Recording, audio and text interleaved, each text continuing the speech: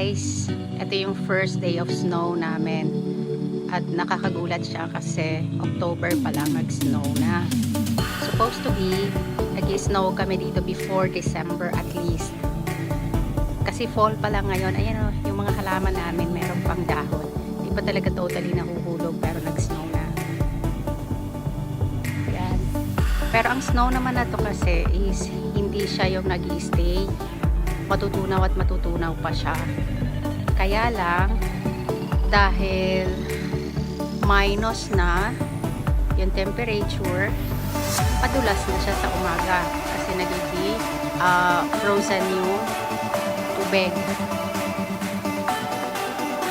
Tapos, the bad thing is, hindi kami naka-ready. So, mamaya pagpasok ko ng gabi, maglalakad ako kasi hindi pa kami nakapagpalit ng winter jacket. Diba? Ang saya-saya. Yan. Patutunaw lang din ako itong snow na to. Hindi yan talaga pa siya kakapal. Ang lamig. Nanginginig na yung kamay ko. I need to go inside. Okay, go inside. Nanginginig na.